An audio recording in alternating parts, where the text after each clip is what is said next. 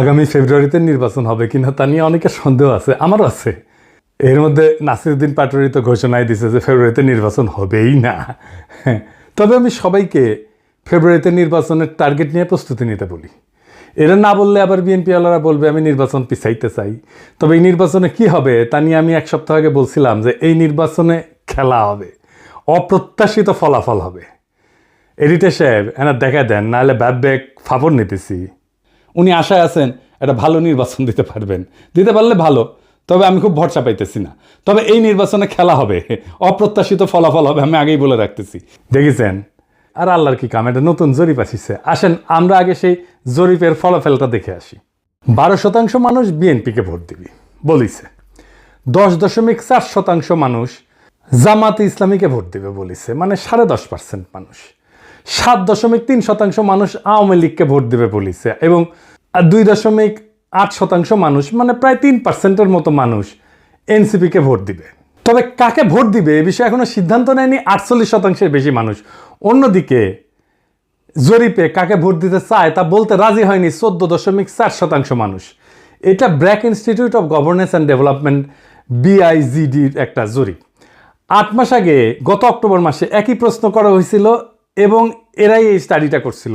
সেখানে 16.30% মানুষ বিএনপিকে ভোট দিতে চাইছিল।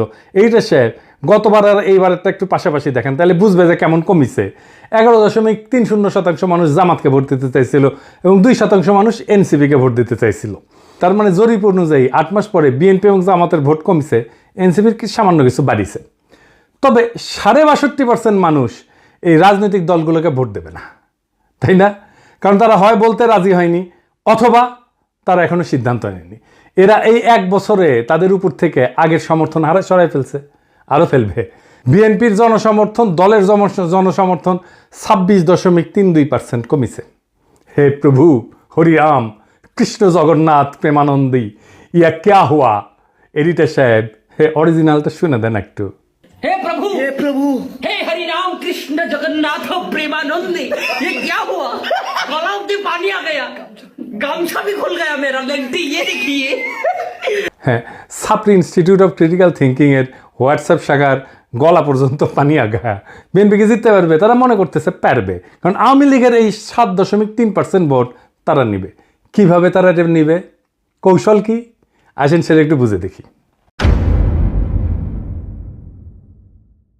তারা তাদের নেতাদের একটা অংশকে মুজিব, ধানমন্ডি, 32 নম্বর আওয়ামী লীগ নিষিদ্ধ করা প্রশ্নে আওয়ামী লীগের যে বয়ান সেটা ফেরি করার কাজে নামাই দিছে। আমরা জানি এই যে শেখ রুমিনুর রহমান, ফজা পাগলা, হাবিবুর রহমান হাবিব, এরা তো কেন্দ্রীয় পর্যায়ে, এমনকি জেলা পর্যায়ে, উপজেলা পর্যায়ে পর্যন্ত আওয়ামী লীগের ভোটার, বিশেষ করে হিন্দু সম্প্রদায়ের কাছে তারা একই বয়ান ফেরি করিচ্ছে। শুনেন, এটা বগুড়ার শাহ আলম সাহেব করছে। কিন্তু সংগঠন হিসেবে আওয়ামী লীগ নিষিদ্ধ চাই না। অথচ আজকে যারা বেহেশতের টিকিট দিতে চায়, জামাতের মধ্যে একটি নতুন সংগঠন করেছে হিন্দু জামাত। এটা কখনো সম্ভব?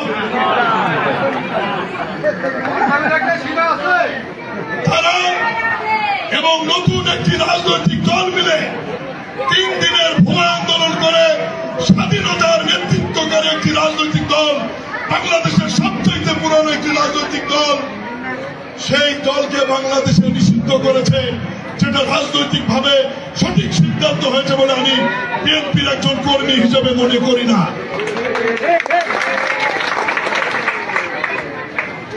এই বাংলাদেশের ইতিহাস লিখতে গেলে মহান স্বাধীনতার ঘোষক শহীদ রাষ্ট্রপতি জিয়াউর রহমানের নাম লিখতে হবে।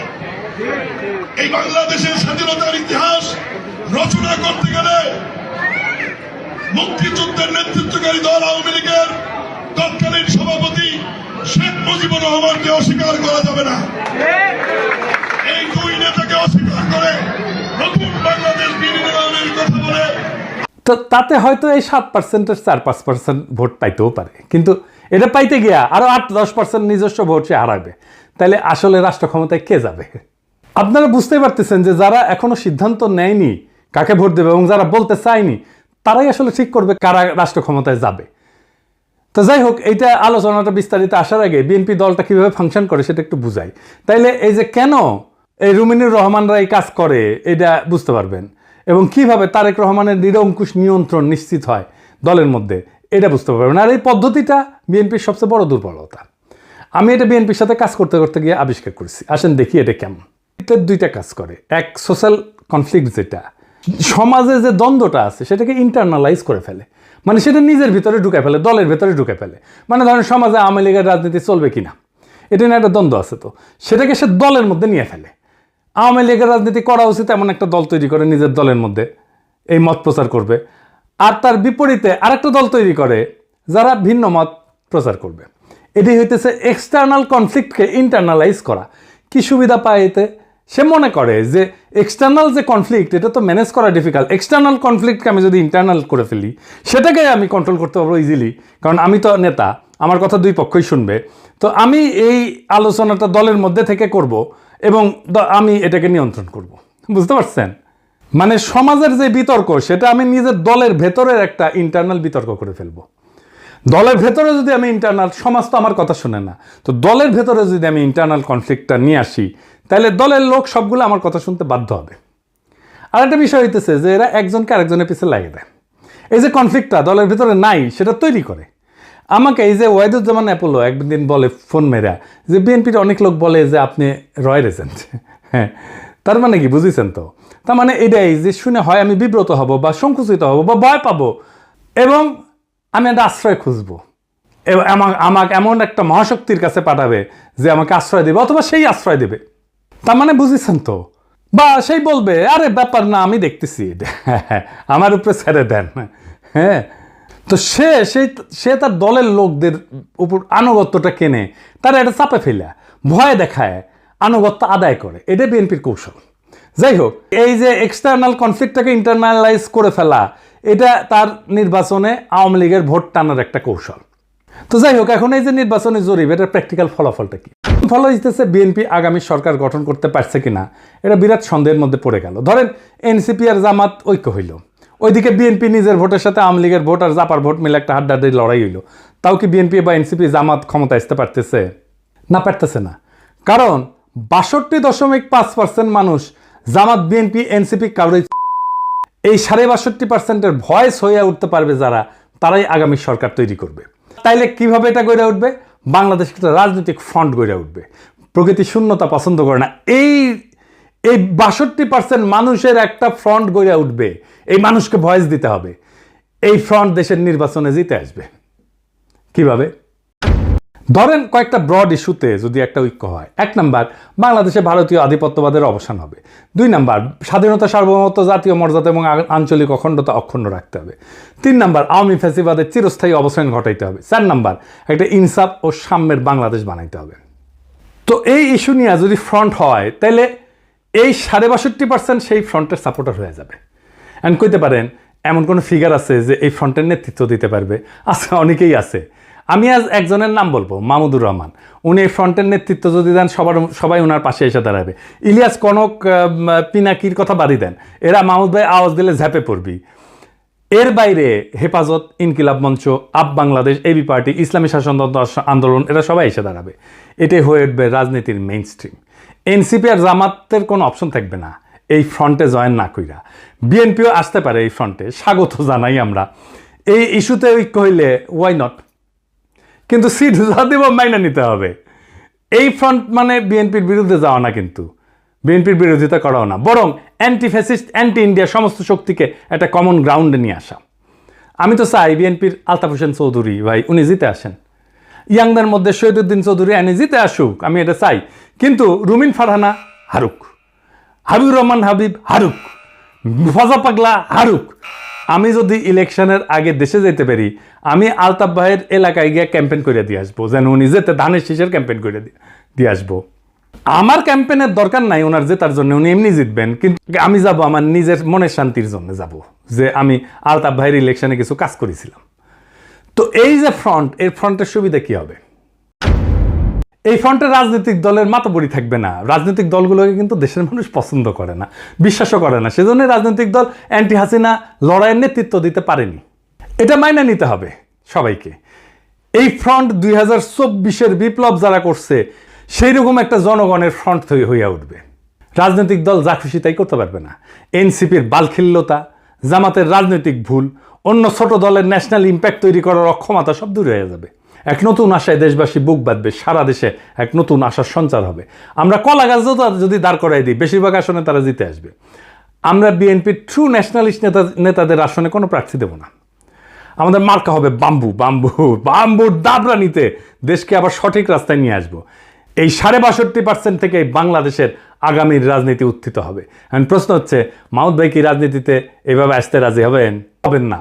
ওনারা যারা চেনেন তারা জানেন উনি হবেন না। এই ভিডিও দেখার পরে উনি আমার ফোন দিয়ে ঝাড়ি দিবেন, বলবেন এসব কি পাগলামি শুরু করিস, আমি আমার দেশ নিয়ে আসছি, আমার বয়স হয়েছে। তো যাই হোক, উনি যাই বলুক, সক্রেটিস বলছিলেন সেই নেতাই শ্রেষ্ঠ নেতা যে অনিচ্ছুক নেতা। মাহমুদ ভাই অনিচ্ছুক নেতা, তাই উনার বাংলাদেশের সেরা নেতা হওয়া সম্ভব। এইটারে বলে সিনাটাস আর্কিটাইপ। কঠিন লাগিচ্ছে, হ্যাঁ, কথাটা শুনে, টাইমটা শুনে, কিন্তু এটা খুব মজার ইতিহাস আছে, আসেন শুনি। নাম ছিল লুসিয়াস কুইন্টিয়াস সিনসিনাটাস। 458 খ্রিস্টপূর্বাব্দে একজন রোমান সম্রাট ছিলেন তিনি। এই গল্পটা শুরু হয় একটা গভীর সংকট দিয়ে। রোমান সেনাবাহিনী কনসাল মিনুসিয়াসের অধীনে প্রতিবেশী উপজাতি ইকুইদের দ্বারা অবরুদ্ধ হয়ে পড়ে এবং ধ্বংসের মুখোমুখি হয়। রোম শহর আতঙ্কিত হইয়া যায়।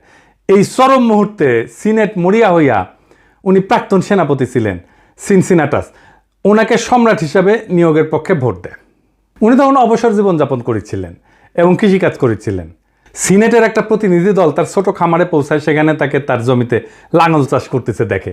দেশের ডাকে সাড়া দিয়ে সিনসিনাটাস একটা নতুন সেনাবাহিনী গঠন করে এবং অসাধারণ সামরিক অভিযানে একদিনের মধ্যে ইকুইদেরকে পরাজিত কইরা অবরুদ্ধ রোমান বাহিনীকে উদ্ধার করে রোম শহরকে রক্ষা করে। 6 মাসের জন্য ওনাকে সম্রাট বানানো হয়েছিল, কিন্তু 15 দিন বা 16 দিন পরে উনি ক্ষমতা চাইরা আবার চলে যান, ওনার ক্ষেতের মাঠে চলে যান কৃষিকাজ করতে। জর্জ ওয়াশিংটনের হিস্ট্রিও কিন্তু এইরকম। উনিও কৃষিকাজ করতে চলে গেছিলেন, ওনাকে দৈরে এনে প্রেসিডেন্ট বানানো হয়েছে। জিন্না 1930 সালে হতাশ হয়ে কংগ্রেস রাজনীতি ছেড়ে দিয়ে লন্ডনে যে ওকালতি প্র্যাকটিস করেছিলেন, প্রচুর ভালো প্র্যাকটিস করেছিলেন, কিন্তু খুব প্রসার হয়েছিল, জমজমাট প্র্যাকটিস, বিলাসবহুল জীবন ছিল। ওনারা ধৈরে এনে মুসলিম লীগের নেতা বানানো হয়েছে, আর ভারতবর্ষের ইতিহাস বদলাই গেছে। এই যে আমাদের হাসান সৈয়দ সোহরাওয়ার্দী, তারও কিন্তু এরকম কাহিনী আছে। ওনার বোন বেগম শায়েস্তা ইকরামুল্লাহ সোহরাওয়ার্দীর লেখা জীবনীতে আছে। 1933 সালে সোহরাওয়ার্দী সিদ্ধান্ত নিল আর রাজনীতি করবেন না। ট্রেনে করে ভাইয়ের সাথে বোম্বে থেকে কলকাতা ফিরতেছিলেন। প্রোগ্রাম ছিল স্টেশনে নেমে বাসায় ফিরে রেস্ট নেবেন এবং ঘর সংসার করবেন। তো ওনার বড় ভাই ওনাকে ট্রেনে প্রতিজ্ঞা করেছে আর কখনো রাজনীতি করবা না। উনিও বলছেন আর করবো না ভাই। তো যাই হোক, হাওড়া স্টেশনে নামার সাথে হাজার হাজার মানুষ ওনাকে ঘিরে ধরে আল্লাহু আকবর, সোহরাওয়ার্দী জিন্দাবাদ স্লোগান দেওয়া শুরু করে। ওনার মাথায় নিয়ে মিছিল করা শুরু করে। কাম শেষ, উনি রাজনীতিতে স্থায়ী হয়ে যান। ইতিহাস বদলে যায়। আমার উপরে ছাইরা দেন, দেশের মানুষ যদি তৈরি থাকে তাহলে মাহমুদ ভাই আসবেন এই দায়িত্ব পালন করতে। আর কারা থাকবেন না আমার কইলাম না, কইলে এখনই লাভ দিয়ে উঠবেন। আমি বলছিলাম অপ্রত্যাশিত ঘটনা ঘটবে, সেই ঘটনার জন্য তৈরি হন, আমরা ইতিহাস সৃষ্টি করব অচিরেই। বাংলাদেশের রাজনীতি এখন এক সন্ধিক্ষণে দাঁড়ায় আছে। 62% মানুষের নীরবতা, এটাই আসল শক্তি, এটাই আগামীর সিদ্ধান্ত গ্রহণকারী হাত।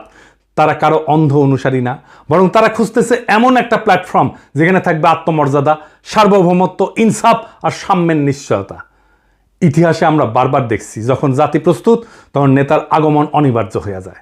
সিনসিনাটাসের মতো, জর্জ ওয়াশিংটনের মতো, জিন্নার মতো, সোহরাওয়ার্দীর মতো। সেই নেতা হয়তো এখনো মাঠে নাই, কিন্তু মুহূর্ত আসলেই ইতিহাসের পাতা থেকে উঠে আসবেন তিনি। আমাদের করণীয় একটাই, নিজেদের প্রস্তুত করা, মানুষের মনে আশার শিখা জ্বালায় রাখা এবং সেই 62% মানুষকে এক কণ্ঠে, এক পতাকার নিচে, এক স্বপ্নে ঐক্যবদ্ধ করা। এটাই হবে বাংলাদেশের নতুন ভোর, নতুন সূর্যোদয়। এটাই হবে সেই মুহূর্ত যখন আমরা ইতিহাসের বইয়ে নিজেদের নাম লিখব, শুধু দর্শক হিসাবে না, বরং সক্রিয় অংশগ্রহণকারী হিসাবে, রাজনৈতিক এজেন্সি হিসাবে, রাজনৈতিক শক্তি হিসাবে তৈরি হন। সময় আসছে আবারও 2024-এর মতো, ইতিহাস ডাক দিচ্ছে নতুন ইতিহাস লেখার। সেই ইতিহাস আমরা লিখব একসাথে।